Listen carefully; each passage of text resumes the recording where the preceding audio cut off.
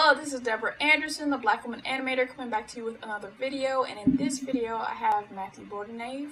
Welcome. Hi. Can you introduce yourself? Oh, I was shocked because you pronounced my last name correctly on the first try. So I was just like, oh wow, I've never rarely. So I was just like, oh, what the fuck? So yeah, my name is Matthew Bordenave. I work in animation. I've directed, storyboard, and done a lot of different things that we'll talk about today. But yeah, you know, storyboard artist right now for Sony Pictures Animation. So yeah. So you're from LA. What part of LA are you from? How was it growing up? I'm from Jefferson Park, where I live now. So if you hear stuff pop off in the background, it's fireworks, everybody. You know what I mean? It's that time of year in this neighborhood. So I'm from Jefferson Park. I grew up on 8th Ave. And then when I was 8, me and my family moved to Leimert Park. And so I grew up on over there by Autobahn. You know, so, you know, I'd always just be walking around the area. Sometimes, you know, I walk to the Crenshaw Mall, I walk to the Magic Johnson Theater. So I'm pretty accustomed to, you know, I've been in this area most of my life, except when I, you know, was in school. One of 3 boys. I have a younger sister. You know, they're all pretty much artists in different respects. My brother, he used to like be an illustrator, and now he does graphic design, and now he's like associate creative director for a marketing agency. My other brother, Chris, used to draw too, but now he's a model. Low-key, he's a model. He does a lot of Nike running ads. He does Nike, Puma, some other stuff. I think Anta. He does a lot of stuff currently. And then I have a younger sister, and she used to draw as well, but she's into doing like nail polish artwork. Yeah, so, nice. Yeah. So we all, in a weird way, do art stuff. You know. But yeah, I mean, I grew up over there, and my mom was a teacher, and she just kind of, and my dad, he was, you know, a salesman, so he just kind of encouraged us to just do what we love. And then, you know, we were like, oh, we need a bigger house. So then we moved into a bigger house on the Leimert, you know, and so, I don't know, it just, yeah, just the LA native who just be drawing. That's my origin. Like, that's my origin. Be drawing, you know what I'm saying? Just be drawing. Going to Magic Johnson's, you know, using my student ID still. I don't know. Go to Laker game. I don't know. That's the power of the melanin, that you can still, as long as like your student ID don't have the years on it. Yeah, it does, but I cover it up. Like, I hope nobody who works there is like, hey, we caught on. You know. But hey, what if I went back to school? Or what if I'm getting my master's? I don't. Right. Yeah, but. So like your older brothers drew, have you ever asked them like why they stopped drawing as much as you did or whatever? I just think probably different interests. I think for Brandon, my oldest brother, he got more into graphic design, and then I think for my brother Chris, you know, he loved music, so he got more into music as well as the other. I think for Chris, it was music and running, because he trains a lot for marathons and other running events. Like, he does crazy stuff. Like, I remember one year he's like, oh, we're going to do a relay race to Las Vegas. And I was like, what? And so it was like, they're like, you and another team are like in a van, you run as much as you can. And then if you get tired, you get in the van and the next person runs. And so like, he'll do stuff like that. So I just think like those other things kind of just took over, you know what I mean? And like I said, he did music, or does music. And so it's just like, that's the way he wants to express himself now. And Brandon was graphic design, and, you know, my sister is with nails. So like, we all found a way. I just stuck with drawing, you know. And your mom like got you classes. Is that because you stuck with it and she's like, all right, let me flourish this this interest? Yeah, she made a joke one day where she knew which kid was good at what. And so for me, she's like, oh, I'm gonna throw his ass in an art class. And I haven't taken as many art classes I think other people have. I probably total like outside of school, I've probably taken like 3 art classes. And so, you know, and my aunt was also very encouraging. My mom's sister, you know, because every time she'd come by the house, she's like, let me see your work, you know, let me have, you know, she'd always like, let me have something, draw something for me, you know. And it could be anything. It didn't matter. She just wanted a drawing and she always like, she has like a folder, like a manila folder of drawings. I'm like, all right, we gotta do better than that. Like, you can't just be like keeping stuff in the middle, like frame it. You know what I mean? Like, do something different. Put in a photo album up. Right? Yeah. Like, why are you just putting it in a manila folder? So, you know, I don't know. But yeah, my mom, she just was able to, you know, recognize like, oh, we gotta foster this. So she did that, and I was just like, it's not the art classes, man. Like, yo, take me to Little Tokyo. I want to buy some manga. Like, because back in there, you couldn't even, like, now I can go to Barnes & Nobles and go buy manga. Like, you had to go to Little Tokyo, and then you had to hope to God someone translated it on, like, Angel Fire or some shit. You know what I mean? Like, you had to, like, make it work. And I'm just like, this is how I'm learning to draw. Like, we all kind of learned to draw from comics. You know, my brother used to draw Spider-Man a lot, especially. My brother Chris used to draw the symbiote Spider-Man a lot. And then my brother Brandon used to draw, like, anything Jim Lee related. So he would be doing X-Men, Punisher, War Journal, Wildcat, Stormwatch, whatever Jim Lee was doing, he was drawing that. So like, I was kind of the same way. Like I was drawing like Jim. You know, I wanted to draw like Jim Lee. I was trying to draw like Jim Lee for a while, and then I just end up shifting into something else. So yeah. Yeah, whenever I would go over to my cousin's house, they would have the comics, because I didn't really get into comics or anything, but they had that, people used to think I would trace, and they had an X-Men Babies comic, and I think I drew Wolverine, but I forgot the ring finger, like, because it was like a balled up fist, and for some reason, I just drew. So I'm like, see, I didn't trace, because you wouldn't forget a finger if you traced. Nah, that's funny. Yeah. That happens a lot when you're growing up. It's like, oh, did you draw? It was like, did you trace this? Did you draw this from your head? And you know, like, they can't, like, they can't imagine that someone could do that just because you don't see a lot of people doing that. Right. As well as you don't see the process. You always kind of see the finished product. Like, I remember, like if you think about someone like Norman Rockwell, you're like, oh my God, that dude was amazing. And you were like, oh, he used reference? Like, not that was a bad thing, but you never knew that there was a process to what he did. You know, and I think that's why everyone's like, you had to have traced this, because no one's ever seen it at the stages that we were delivering it at the time where we were developing our skills. Yeah. One of the interviews that I watched of you, it popped into my head, like something someone said. It was like, people draw, they find out it's hard, they quit, and then we keep going, and then they think it's easy for us. But there's no comprehension that it might have been hard for us too, but we just kept going. And we were put in the work and the time and the hours. Yeah. I'm annoyed by people thinking art is easy for the people who kept doing it, as opposed to like honoring the work that we put in to get better. So. Yeah, I mean, it's funny. My dad would always be like, "Oh, you have a God-given talent," and he used to say that a lot. And I'd be like, "No, man, I work for this," you know. And now he's just like, "You work hard." Like, so he's like, you know, like, every time he said that, I'd be like, "Nah, man, I put in the hours," and that's not like just to be like, "Hey, I just want you to know that this wasn't granted. Like, I had to work for this." And so he always acknowledges that now, which I think is pretty cool and pretty funny. That I would always jokingly say that, and now he's like he's changed how he says those things. Because there is like natural talent, but you still have to work to get better. For sure, yeah. I mean, I break it down like this, like I mean, I love basketball, but like, it's just because you're tall doesn't mean you're gonna be good at basketball. Yeah. So like, you have to learn how to play, as well as like what your height is. Like, you have to learn how to play with the height that you have. So yeah, like you could be 6'11", doesn't mean you're gonna be a good hooper, you know. Yeah. So it's the same thing. Like, even like you had said, like, even if someone has talent, you still have to cultivate that stuff. So yeah, you gotta just work with your body. Like people be making fun of Jokic, right? Like how he plays. I'm glad you brought up Jokic. I'm glad we can talk basketball, but I'm glad you brought up Jokic because he plays at his own pace. Yeah. And I think that's important because I use basketball analogies a lot when I talk to people, but like I'll just be like, hey man, he does him. Like, he's not trying to be everybody else. Like, I'll watch a game and I'll be like, oh man, Tatum's trying to play like Kobe right now, and they don't need that.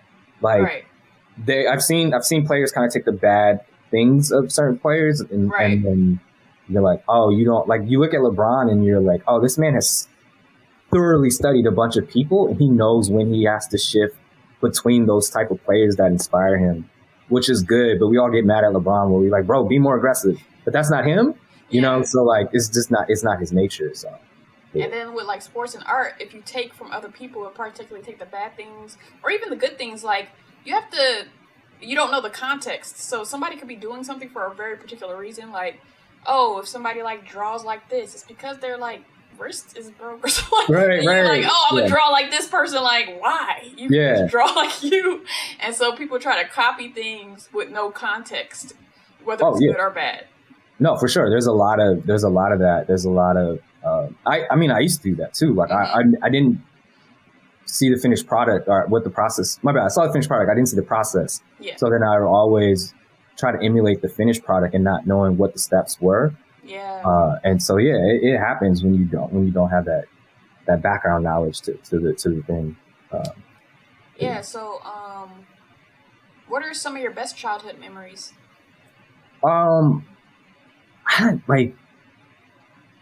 I just remember, so when I grew up on 8th Ave, it just felt like every day was something new, you know, like, I don't know, like, so I had a lot of fond memories just growing up on 8th Ave. Like, I have a ton, like, I don't know, it's kind of hard to describe. It's like you wake up and it's always like some antics that you're getting into. Like, it was never the same day. Like, you never kind of experienced the same day. It was always something crazy going down. Like, I remember one time, like just, like, we were doing stupid shit as a kid. Like, there's some people on the block that were like lighting fireworks at people's houses. Mm-hmm. And they saw me and my brother on the bike, and the guy was like, hey, you know, he's like trying to, you know, you're a kid. You're like, I don't want to get in trouble and I don't want to get yelled at. And so he was following us on the bike. And what I did was I threw my bike in front of someone else's yard and then ran.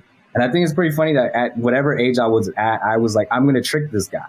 I'm going to put my bike in front of someone's house and make him think. So I don't know. I was always just doing like. Maybe it's the Dennis the Menace movies. Yeah, for sure. Like, it's just stuff like that. But I think, growing up on 8th Ave, having a lot of fun, just, you know, random stupid adventures.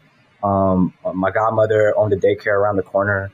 You know, we spent a lot of time over there. And then, you know, when we moved to Leimert, you know, that's like the N64 era. So like, that's a lot of just GoldenEye and, you know, Mario Party, you know, all those things. So like, I have a lot of fond memories of just playing N64 with my friends and my siblings. So like, I don't know. I mean, a lot. Like, it's hard to pick one. It's just, I think it's just doing stuff, you know, doing stuff with friends and family. So it's hard. There's not to me, there's not a singular moment where like, that's the best time. Cause that's the other thing. I don't try to look too hard back at a certain moment and go, oh, I wish I could do that again. Or I wish I'd just be like, oh yeah, that was cool. Right. You know, so, yeah. What is your cultural makeup? And that's not only to say what's your ethnicity, but also what is the culture of where you grew up and the uniqueness of where you're from? Ooh, that is a good question. What is it? Like that is I don't, you know, I would say it's kind of I guess I grew up Catholic. My dad is Creole. My mom is Black and Filipino, and so when you're that combination of things, you are going to be Catholic. You have no choice. Like, you just like, you're already born confirmed at that point. Right. You're already born baptized. So like, there's that aspect of it. But you know, you growing up in South Central Los Angeles, your family is, you know, church, you know, God-fearing family. But not so strict with it. You know what I mean? Like, I remember going, like, we used to go to church Saturdays, 5:15 mass, you know, the special masses when you had to go to them, and this elementary schools and stuff that I went to, you had to go to church. Like, I think we went to church like every Monday, you know, and then when, you know, I was playing sports. And so then, like, let's say I had a game, like I had a football game or a basketball game. It's just like, oh, we just stayed at the school because we go to mass at 5:15. So like, I think, but that again, that happens when you have a family that is Creole, that is Filipino. Because like my mom, when she grew up in the Philippines, they would go to church a lot, and so I think it's that aspect of it. But like, I don't know. It's you know, we also, you know, we grew up in that era, or I grew up in that era of like 90s hip hop, and then 2000s, you know, shit. So it is a lot of like, it's just different. Like, I don't even know how to explain it nowadays. Like, it's so funny when I see, like, there's TikToks that are like, this is how we used to dance at parties. Like, you know, and you see, so you're like, oh, that doesn't exist no more. Like, people don't, so it's just like you actually dance. Yeah. Like, you actually dance to music, you know, whatever. So it's like the cultural stuff is like, it's to me. People don't dance no more. All they do is this. So it's like, oh, what's the culture? I was like, man, I don't know. It's ancient. Like, it's ancient now. Like, all these things, it's not the same no more. Like, you know, even growing up in Jefferson and Lamert is different. Like, the people I see walking around, I just like, you weren't the people that was here when I was growing up. Like, what the fuck is, like, what are you doing? Yeah. Like, I saw someone with like a Cora crew hoodie. I was like, what your ass doing over here? Like, no animators cross the, you know, they don't go south of the 10. Like, I'm like, why are y'all here? Like, right. Like, I got mad. I was like, I'm about to start pulling up on white people. Like, I'm like, hey, how's it going, neighbor? Like, you're new to the, you know, I'm about to pull up like them. Like, I'll be like, oh, it's so cool to see you. I thought you were about to be like, what set you claim? I should do that. That's for sure. I think about that every now and then. I was like, maybe, yeah, like, hey, where are you from? I want to give them that experience. Like, so yeah, culture, that's the Have you watched the Juvenile Tiny Desk yet? Yeah. Oh, I'm so happy. I remember seeing him talk about it. He was like, what the fuck is Tiny Desk? I haven't watched it yet. I know it's today, right? It came out today? Yes, it is. Like, I was like, I don't know. It was like one of those hype songs. I was about to shed a tear. Like, oh. I gotta watch it. Yeah. I'm so glad you brought that up because I remember growing up. So my brother at the time, he was already into Juvenile, right? Mm-hmm. 400 Degrees. You know, we was listening to BG's True Story, Chopper City in the Ghetto, right? Which had Bling Bling. So that was like the hottest track at the time. Right. And Wayne's verse wasn't on it. I think Wayne was on the radio play, but the original had Turk. It was something like that. So I remember we were listening to Bling Bling way before that became a hit, way before Shaq said it, you know, when they won the championship. Right. And I was listening to Hot Boys ever since. Like, I've been listening to Wayne and Juvenile way longer. And it blew my mind when Haley Williams from Paramore was like, yeah, I grew up on Juvenile and Wayne. And I was like, she specifically said Juvenile and Wayne. Like, she didn't say the Hot Boys. She was definitely listening to those two. And then she said TLC, Aaliyah. And I was like, damn, she listened to the same shit I listened to. I was like, people love Paramore. Yeah, that's why I was like, I had no idea. I was like, damn, this is why. She's like, yeah. To that podcast too. Oh, that's crazy. Because she was like, I used to do that before I played basketball. Or so she mentioned basketball too. I was like, yes, this is why we love you. Like for sure, this is why we love you. But yeah, like I got to listen to Juvenile shit. Yeah, it was kind of like because I got to live in New Orleans middle fourth grade to sixth grade, and so that's what was on the school buses. So it was it was like reminiscing. It's funny when I worked at Titmouse. One of the production people, I believe his name's Eric. My bad, Eric, if I forgot your name. I believe it was Eric, and he was telling me that he was in high school. He was in a band, and they had to play in New Orleans. And he heard like the Hot Boy stuff before he even made it big. Yeah. And he was like, that's all they played down there. Like that, you know, that was, so he's like, he was like, remember like, yo, what is this? Like what? Like he was like, I have to bring this back to the whatever, you know, state he was from. I can't remember, but that shit was crazy. I was like, damn, like. Yeah, after I watched Juvie, like I was like, all right, today's a New Orleans day, so I'll start listening to bounce music on Spotify. I was like, all right, Sissy Nobi and Big Frida. Right, yeah, I mean, if anyone's ever around Crenshaw or Jefferson and they hear guerrilla warfare, and I want to say 90% of the time, that's me driving around. Like that's me. I'm listening to that album forever. So yeah. What? Let's see. Do you have a favorite tradition from growing up? Whether it was like a holiday tradition, just like a weekly tradition or whatever? I don't want to say that it's a favorite tradition, but I do like when it's Christmas, the tradition is a brunch. So my mom goes all out on brunch. Nice. And then we end up watching, you know, because it's Christmas basketball games. So then it's like brunch, then we watching basketball. Like, I think as a kid, you know, some people, we don't open presents until after we eat. Okay. And so when you're growing up, everybody's like, oh, I got this, and you know, your friends calling you like, what'd you get? And I'd be like, it's 3:00. Like we haven't opened up anything because we watching the game. You know, I remember one time we didn't open presents till like 7:00. But like, I do like that tradition of like, yo, we're going to start this holiday right. We're going to have a big fucking breakfast. So I do like that. I am not fond of the tradition of like going to church every Saturday at 5:15 because I'm like, I want to be like, boo, read a new story. Like, we heard this before. You saying the same shit you said last year. You know what I mean? Like, y'all haven't. I wonder if you would have enjoyed, because like I moved to LA from New Orleans, and so that's like, I feel like New Orleans has like the largest population of Black Catholics that I've ever experienced, and then maybe like New York City because of the Caribbean people who are all Catholic. But New Orleans have Catholic church way different than the normal Catholic church. So, like, I just saw like last week or the week before, I just saw a Catholic priest at a wedding second lining. So, like, so they're very different. Maybe they probably have gospel music at their Catholic churches. Yeah, I don't know. I did, you know, a Black New Orleans Catholic church, but I know they'd be different. I was in New Orleans last November for my cousin's wedding, and that whole wedding was different. So like, I was just like, oh, like they kept feeding me, and I was like, no more. Like, I can't, bro. Like, we just ate, and you offer me like cookies and milk, and then like sliders. I was like, what is it like? And, you know, my cousin was just like, yeah, that's how Creole weddings get down, and I was just like, I'm like, bro, you grew up with me. I didn't know. Like, you surprised? Like, what do you mean this is how it go down? Like, what? You didn't know this? Stop playing. So. But yeah, as much as I, you know, culturally said Catholic, I've done it for so long that I was like, yeah, I'm good. I'm out. Like, peace out, church. I've done my 18 years of service. Don't want to do this anymore. I appreciate all the lessons, but I'm gonna go be that other thing that y'all don't like, which is agnostic. I don't know. I don't know we don't need to make this a religious conversation, but yeah. So yeah.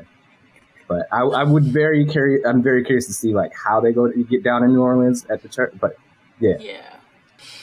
What is a funny story your family tells about you that you'd like to share?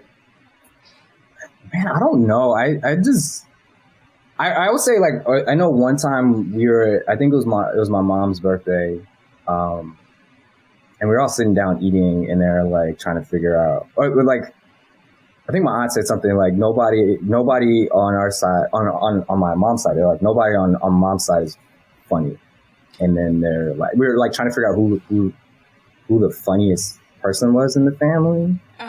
And then they're like, oh, it's, you know, they're like, it's me. And just because I don't really take things too serious all the time, like, but like, I don't know, but I'm sure you know what, if I focus on per sibling, I think every sibling has a different funny story. I think my sister's favorite is, she likes to tell people, when we used to do homework as kids, when she would goof off, like she would just say something stupid or corny, that I would just grab a snack and just toss it at her head. Like, you know, so I would just always like, you know, or like I would just like throw something at her or whatever. And so I think that's one of her favorites, or how I used to just like scare my little sister all the time. Like, if she didn't know I was in a room, if she was walking in a room for the first time, like I would just like, you know, whatever. I used to just mess with her. So but I think everyone has something different. I mean, I think my parents, I know one story that they've told where they're at a wedding, and I was just like, why are y'all telling this? Y'all just telling on yourself. Y'all just told everybody y'all bad parents. Like, I was at a wedding, and I was just at a table talking to these people at a table. Like, I'm like 2 or something. And my dad thought, oh, he's talking to people that my mom knew. And my mom was like, oh, he's talking to people my dad. But I didn't know those people. Like, nobody knew. So they're just like, yo, he was just chilling, talking to fucking strangers the whole time. And they're, you know, so they're just like, he's always kind of just been that type of person. So, so I think that's one, but they all have something different. That's a great question. I don't know. I got to ask them. I'm like, what story, you know, but it's always like me doing something that is kind of probably surprising to people, that they probably don't know. Like, they're like, oh, you do shit like that? I'm like, yeah, man, I got 2 older brothers and a sister. I'm definitely terrorizing people. Like, what? Like, what are we? Everyone who has siblings terrorizes their siblings. Like, what are you talking about, right? So yeah, it's kind of funny seeing those like social media, like sibling battle. Like, it'll be the dumbest stuff, and then like only children will be like, what?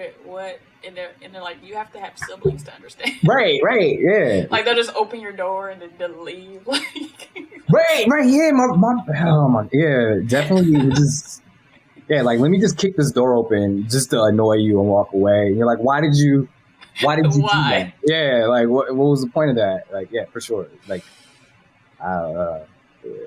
But yeah, speaking of funny, like your LinkedIn like job descriptions are hilarious. Like, See, I think that's a good example of like I have such a deadpan facial expression most of the time, but I'm like, yeah, but like, because you got they calling me. You got, but it's like you got look at me branching out and diversifying my resume. Love to see it. Yeah, I mean, so if you read it backwards, because if you read it down from the bottom, if you read from the bottom going up, it makes sense that why I said they calling me, right? Okay. So like, yeah, it's like, so read it when you read it that way. To come back to the street, because you go back to Titmouse. Yeah. Yeah. But so go to LinkedIn and read his like job descriptions. Because the thing was like, I was just getting character design jobs after character design jobs, and I was like, what the fuck is this? So when I listed the other character design jobs, it's like, they calling me, young bloods, remember, yeah, it's all like, that's how I wrote it in my head. But I just thought like I gotta make this entertaining, because everybody who's probably looking at this stuff probably sees the same thing. And I used to be like, how do I describe the job description? So I would go to whatever like the website pages with and copy and paste that job description. And I was just like, you know what? Everybody's probably doing that. Let me just have fun. Like I try to have fun as much as I can, no matter what I'm doing. And some places were against that, and then I just stopped fucking caring. And I don't care if you don't like this or not. Like I'm gonna have fun. Like who cares? Right. As long as you happy within yourself. Right. So, what was your journey in art and animation during your childhood that led you to animation? I was just drawn, like I said, I was drawn all the time because everybody around me was drawn all the time. I just thought that was like a normal thing to do. Mm-hmm. And then, like, I had maybe either third or fourth grade. That's when my mom was like, hey, take this art class. Mm-hmm. And then middle school, drawn a lot. It was like me, Whitney Wong. She was a really phenomenal artist. Now she works for Nike. Not doing drawing stuff particular, but she's showcasing her artwork through Nike and the stuff that she does. And then, so in high school, I was just like, I wasn't drawing that much in high school. Like, I was just like, I don't want to be the artist guy, right? Because, that just means like, can you draw me this? Can you, like, yo, leave me alone. And I bought a white JanSport backpack and like just drew, like I did like Ghost Rider, Batman, some other shit, drew all over it. And then I like people were just like, oh, this kid can draw. But like, I just didn't want that identity of being, and so then my older brother Chris was at LMU, and his best friend, his college best friend, I went to go visit him, and he was just kind of like, oh, your brother tells me you can draw, and I was like, yeah, and then like he pulls out like a sheet of paper and a blue pencil, and he's like, draw me a Ninja Turtle, so I drew it. He's like, have you ever thought about animation? And it was wild to me because Gary, who's now, he used to work at WB Games, and I think now he's at Xbox. Mm-hmm. But it was wild to me because Gary was the buffest dude I ever seen in college, and it was like a baby Crip, and it's like this baby Crip is like asking me to draw something, and like low key banged on me to go draw him something, and then was like, yo, you should think about working it, because I didn't know, like, we all watch cartoons. I didn't know it was a job. Like, I didn't know you could just do it. So, like, I was never someone that was like, oh, I'm drawing because I want to be an animator. I want to be an artist. Like, I was just drawing, and I was just like, oh, you can get paid doing this shit? Like, for real? So then I was like, okay, like, let's do this. And then try to figure out, like, what is suitable for, it's like, do you want to be background painter? Do you want character designer? I was like, oh, I think I could, like, I wasn't like, oh, I'm going to study animation and I'm going to be an animator. Like, I wasn't even trying to be an animator. I was like, what's a storyboard artist? I was like, yeah, that seems to be the one that's interesting to me. Because of your Best Buy Batman DVD. Oh, yeah. I'm glad you brought that. Yeah, like, so in that story, me and my dad were at Best Buy, and you really do your homework, so shout out to you. Yeah, so like my dad took me to Best Buy, and I was like, hey, it was like your Batman animated series box set 1, and I was like, hey, Dad, can I get this? And he was like, sure. I was like, for real? Like, cause like I don't even know why we were in Best Buy, but like was never there to buy DVDs. I forget why we were there. He was like, yeah, I'll get it. And I bought it, and then I watched special features, and they show like a storyboard and animatic, and I was like, yeah, I think I could do this, Yeah. So yeah, that's how I got, and that was, I think 17, like when I got that, like, so at 17, I knew I wanted to do that. Cause like when I was in school, by the time I was a senior in high school, I was like falling asleep in class and I was like, I can't do this shit no more. Like I just, whatever lane where I have to sit and study and read things, I can't, cause I'm falling asleep now. Like this shit's boring. So let me just draw. But then that's funny because when I get into college, and you're like, art classes are 3 hours long. Like, I'd be in art class and I'd be like, fuck this, and just get up. Like, I would just get up and go to the lair, which was the cafeteria at LMU. Yeah. And then I'd just like come back like 40 minutes later because I couldn't deal with it. Like, I couldn't just sit there and draw. I was so bored. Yeah. But yeah. It's funny because, like, you know, you say you're a good student, and I was a good, like, I graduated with 10th in my class, but my, in college, I got 2.7, and I'll justify the heck out of that. And I'm glad I didn't have that crash where I'm like, oh my gosh, I was such a smart student in high school, and now I'm like, no, it was quarter system, it was art, like, yeah. I'm always like, because I went to Institute of Technology, so there was like a lot of engineering people, which I was going to be an engineer before I found animation. I'm like, y'all all have to sit in a class of 30 students and find the same answer to the same problem that somebody found out thousands of years ago. In animation, we got to all 30 have a different answer, and if you have the same answer as somebody else, that's plagiarism. Like, right. Stuff is hard. Right. Yeah, I mean, that's the other thing. I think like it wasn't like I was bored, but it was. I guess it wasn't. I guess it wasn't challenging because I quickly figured out how to get A's in schools, which is like do your homework, memorize this, blah blah blah. So I was like, this is boring. I can't, But yeah, like I had a 3.8. I did. So it was funny. I was telling a story. My friend hosted this thing at Soho House. And I was like, I had I graduated 3.8 in college. My storyboard artist teacher was like, anybody who takes my class and gets an A gets a job. And I was like, bet I'm gonna be the student that gets an A, because there was only like 2 people that got an A, and so I got an I, which is incomplete. And like, I ended up getting a B. Like, so I got a B in storyboard, everybody, and I ended up being a storyboard artist. So it worked out. Yeah. That's like I went up to AP Calculus in high school. I was like really good at math, but on that like AP Calc exam, I just got a 4. I think that's the worst grade. The worst grade is I got a 4, or I think a 1 is the best. But I just was like, there was one question I was like, it just had like a bunch of dashes going in a circle. I'm like, I can't even BS this question. Like, we never went over this. I don't know what this is. I don't know how to figure it out. Yeah. And so I was just like, but my high school teacher was like, you could either take the high school exam, like my exam, or you could take the AP Calc exam. So I failed, but I still passed. Yeah. I'm like, whether I fail or pass, it's better than taking his exam, and then if I actually fail, I actually fail. So. But yeah, I was done after my bachelor's. I was like, I'm never getting another degree ever again. Because I like learning, I just don't like homework. That's what I do. Yeah, the homework. Yeah, homework is. I don't even know why you give homework out to. It's just like, yo, I went to work all day, and you gave me more work when I go home. Like, fuck this. Like, I hate. So when I was teaching, I hated giving homework but I was like, hey, if you've never done this before, you basically have to do it. Yeah. Like, so, but I don't like the idea of homework at all. Yeah. So, yeah. So what once you decided to major in animation, what did your parents think, and were they supportive? Yeah, my parents were surprisingly super supportive.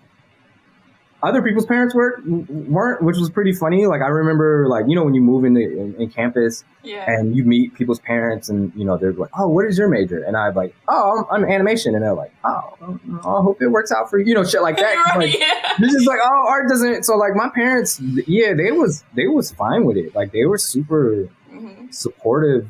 And to this day, like, my mom, my mom's a teacher. So if she has a student that is art, is an artist or interested in art, she's always like, there's a career in that. Like, my son does it, and I'm gonna go talk to I'm gonna go talk to her students in 2 months just to talk about animation and stuff like that. But she's always kind of like, and I just think I got lucky that I have parents that are just like, do what you like doing, do what makes you happy. They never, they never looked at it and be like, oh, there's no money in this, or you need this type of job. They never were that. So they were very much like, hey, do you, if that's the thing that you want to do, by all means, go ahead, more power to you and stuff like that. And so, I'm very lucky that they were very much like, oh, that's cool, like, but the funny thing is they're not like, to them, they're like, my son makes cartoons. Yeah.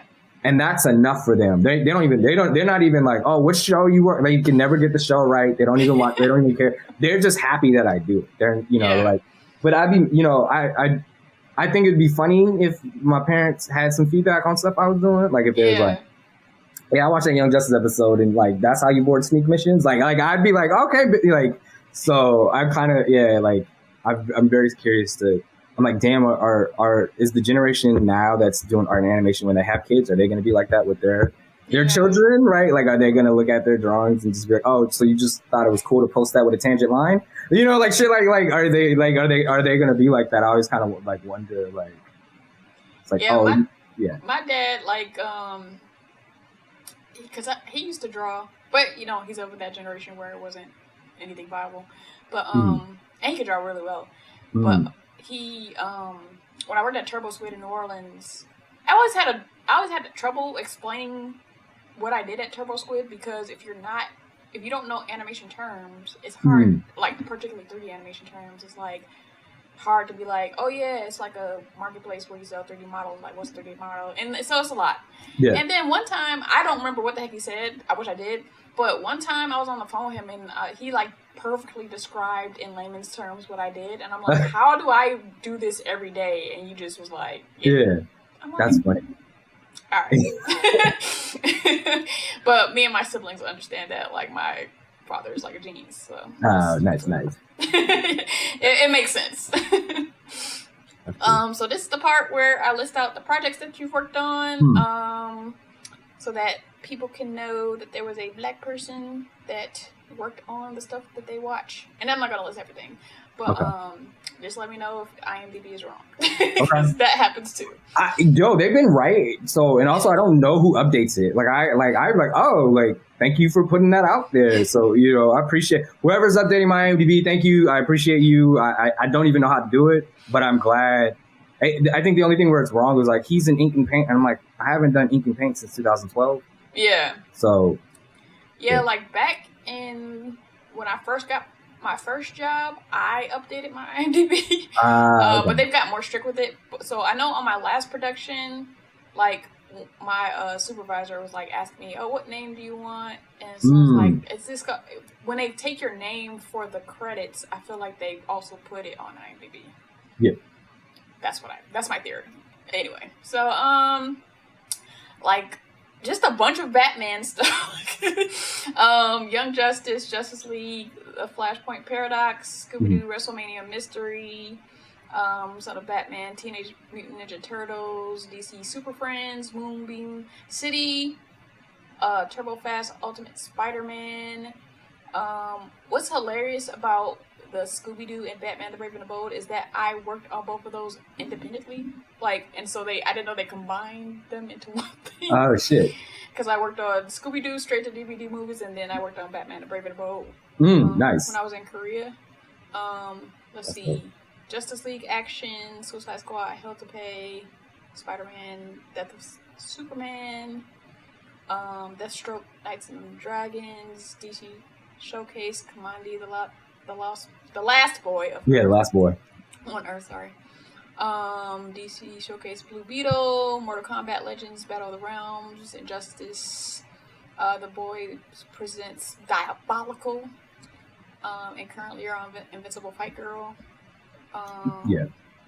So yeah, and then there's more, but it's a lot. So is there? Let's see. What is my question? Which shows have you worked on that no one asks you about that you like to talk about? Moonbeam City, because it was like on Comedy Central and then it's gone. Like I think it might be on Hulu. I think you can buy it on Apple. The thing about Moonbeam City, which is like, I have a photo of it and it's a great time capsule.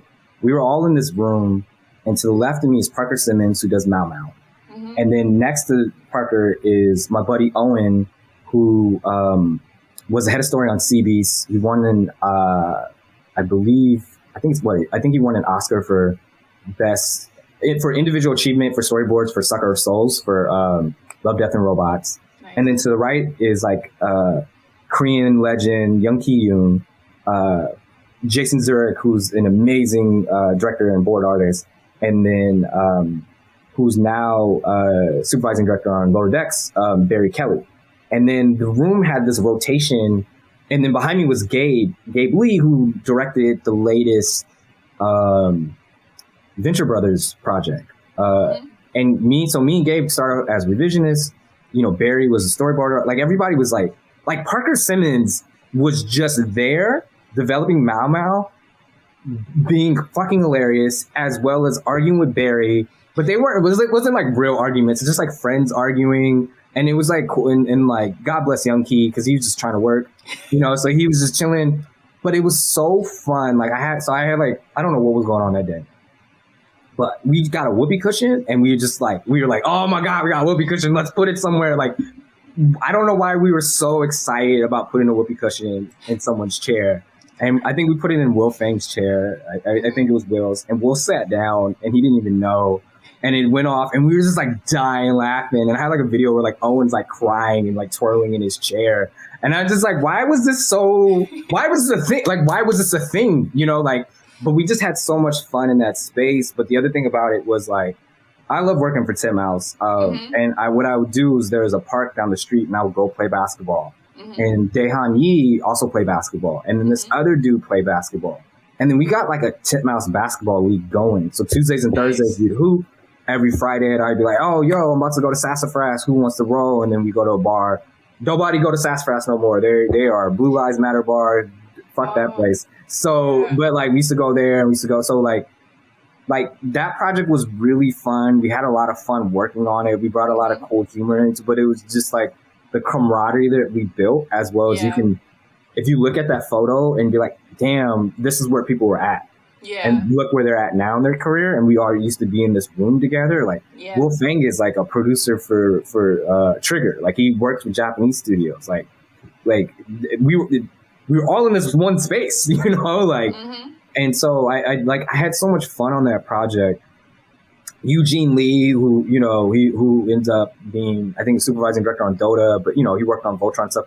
He used to be in the other room. He'd always come in and be like, there was this amazing Thai restaurant called Sap. And he's like, we're going to Sap, you want to roll? And I'd be like, nah, man, I'm going to go hoop, but like, here's some money. Can you buy me? And he's just like, I know he got tired of me always being like, I'm not going to come with you for lunch, but can you buy the lunch and bring it back to me? Like, sorry, Eugene, you know, for doing that. But like, Sap was bomb, but I wanted to hoop, man. Like basketball over fucking Thai tea. You know? But yeah, so I had such a good time. I mean, every project I try to have a good time. So I mean, I think Moonbeam, just because it's the one that isn't talked about a lot, just because it's a show that it's hard to find, but as well as like all the right people were in the right place at the right time making it, and I've had so much fun outside of the people in that room. Like, you know, my friend Amanda Turnage was on that project. You know, and so it was just a good time all around. You know, Dante Buford, who I love, was on that project, a good friend of mine, and we went to school together. So like, it was just great to work with people that you knew, as well as like meeting new people for the first time. And then, you know, a lot of great relationships and friendships that still exist because of that project. So yeah, that's one of them. Yeah, like, because the one you were talking about earlier, where you're like, oh man, he just want to get his work done. Is he Korean? Yes. To give you context, like when I was working at the Korean animation studio, it was like working in a library. Like sometimes I'll open a bag of chips and I felt like I was too loud. Like, it was like very quiet. But you know what, Young Key didn't. I don't think it fazed him, because like we always like apologize. Like we were like, oh, sorry, because we get loud and blah, and you know, he's like, nah, it's fine. Like he didn't really, but like we just thought, because he was so like in that zone. Yeah. You know?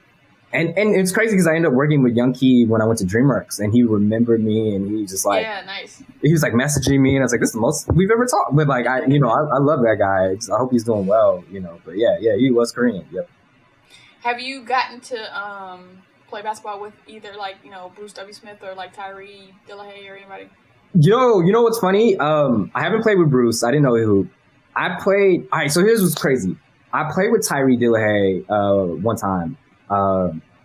So the Simpsons crew used to hoop in North Hollywood every Thursday, and those dudes, I'm like, bro, I don't work on the Simpsons. They would hoop from 12 to 2. Like they would just like first 100 wins. We were out here in the gym and so one week I just got like a haircut. I just had a fresh cut, and so I looked like what's that dude's name? He played on the he was Atlanta Pacers, and then he was on the Bucks, and he won a ring even though he didn't do nothing. And I can't remember his name, but they kept calling me that guy because I look like him. I can't remember, but I was having an amazing game. Like I was getting all the shots that I wanted. You know, I was getting to my spots, and so the next week, that was the week Tyree showed up, and the ball just wasn't going in. Like I said something like I was talking shit. Like I shot a 3 from far, and it like, you know, I felt like Nick Young, where like, you know, you wanted to turn around and like, you know, do the, and it just was like, but I was talking the most shit, and Tyree was there, and so Tyree knows my older brother. Okay. And he's like, oh, you Easy's brother, and I was like, yeah, and then I call up my brother. And I'm just like, oh, do you know Tyree? And he's like, yeah, man, I know Tyree for a while, blah, blah, blah. And I'm thinking, like, my oldest brother has known Tyree since college.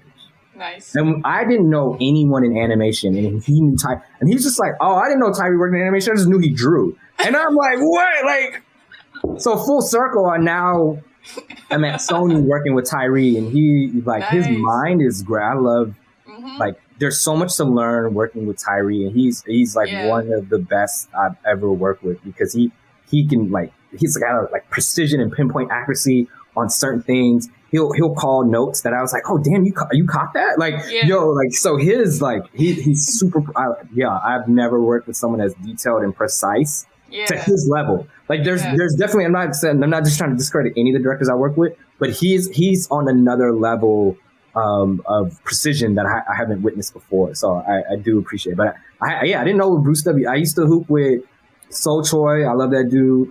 George Gibson, another brother. And my brother. So both my brothers just come out. We used to hoop at this court that's famous for the Jennifer Lopez Ja Rule I'm Real music video. So we used to hoop there, you know, around bums because they would just be sleeping there.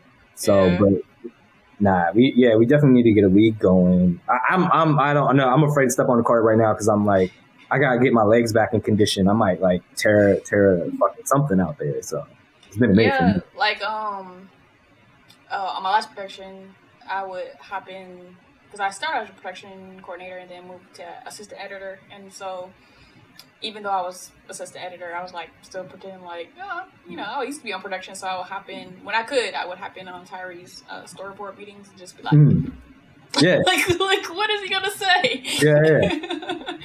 But yeah, I also thought like I have this like video called the Black Animation Ecosystem, where it is a concept of like doing all these, like trying to get more Black people interested in animation through things that Black people are already interested in. Yeah. And so it would be cool, like, to have, you know, how they have the like celebrity all-star weekend stuff or like whatever, to have like an animation version. Or just like when a movie or like TV show comes out, and just have like a promotional event where you're like, come see animators play against, I don't know, regular people, I don't know, or each other, like, or something. I feel like that'd be cool. You know what? I like your idea, but I would flip it to like, come see like animators play Pictionary against, like, because that's a lane that we can easily, you know what I mean? Like I used to, so you asked me about fond, I guess, childhood memories. My best friend, his sister lived in she went to school in San Luis Obispo. So we used to visit her in the summer, but she had a dry erase board in her living room. And we used to have the most like heated Pictionary games. You know, like it would be like y'all having like spades Uno Pictionary games. Yeah, like it would, you know, people would get mad, like, but it was always fun because I would do the most like dumb creative things to, you know, whatever, and like, you know, me and my friend know each other so well that like I know if I could put some dumb stuff, he would get it. So it'd be like unfair, you know what I mean? It's like unfair if we're on the same team, you know, because he knows how my stupid brain works. But yeah, like I've always thought about like, I've never played Pictionary as a professional. Like what is that experience going to be like with my drawing skill set now? You know what I mean? Like, so I'm always like you know, like there's people in the industry like, oh, let's go to the bar and do this thing, and I'm like, bro, let's go to the bar and play Pictionary. Let's go to the bar and play Uno. Like, people like to go to Guildhall, and that's great. But like, yeah, let's have an intense drunk Uno match. Like, let's do that instead. Right. My first year in Korea, I taught English, so I actually combined Pictionary with Jeopardy. Oh, shit. And so they could pick like, for 200, because it was like vocabulary words. Yeah. And it would be hilarious because I'm just trying to teach the Korean because I taught our girls middle school and high school. I'm just trying to teach them to talk as much as possible. Mm-hmm. And I remember one time, because English is their second language, mm-hmm. and so I think I put like elevator on there, but she was like drawing an escalator. So that's a hilarious part that you don't think that is going to happen. Like, you're drawing the totally wrong thing because you're confusing these two vocabulary words. Yeah. But yeah, Pictionary Jeopardy was lit. I don't know if I still have my PowerPoints, but that's a great concept. Like, for sure, like the all-star thing that you're talking about, that should be it. Like, that's the thing. Yeah, because I don't know if everybody's in shape to go out on that court. So, but that would be great. Yeah.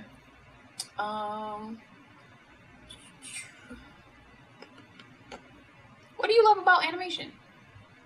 That's a very interesting question, because me and my friend James Lean, we were talking yesterday about animation just as a whole, and like, what do we want from what it, just like having an existential crisis about animation in general. And I don't know, it's hard to say. Like, I like, it when you see it type shit. Like, when you see something that's really good animated, you're like, oh fuck, like that's such a. I think seeing stuff like that makes me want to do dope shit as well. Like, I've seen, like, so what Kent Powers posted Winton's and Spencer Wan's, Miles G Prowler boards today, and I like watched that shit like front to back and was like, which was crazy because I was texting Winton about, I was like, hey man, like blah blah blah, like I was texting him about Miles G last night, and then I wake up and they posted it. Then you watch that sequence and you're just kind of like, this is dope. Like, I want to make something dope. But I think when it comes to animation, the thing that I think that's really cool is you get to, it's like something that expresses so much different things, right? So you have to be good at drawing, you have to understand timing, you have to understand animation, color theory, blah blah blah. It's like all these things smashed together to make this one thing. And when it's done well, like, it's amazing. Like Justin Gordon Montgomery, who is the showrunner of Fight Girl, I never watched Naruto, which made no sense to me because I used to watch Flame Eureka, which is an old Studio Pierrot anime about ninjas. I love ninjas, bro. Like, I was a ninja like 6 years in a row for Halloween. I don't know why Naruto was the one I decided to skip on. Right. And I'm watching Naruto, and I'm like, because we're working on Fight Girl, and Fight Girl is a love letter to shonen anime, and I was like watching it. And I was like, every time I get somewhere, I'm messaging him about it. And I'm like, bro, I was watching the Sasuke rescue mission arc. It was like 3 a.m. Fucking Kaiba was about to get it. Rock Lee's about to get it. Shikamaru was about to get it. And then fucking Tamari, Kankuro, and Gaara show up. And I stood up, like, it's like 4 a.m.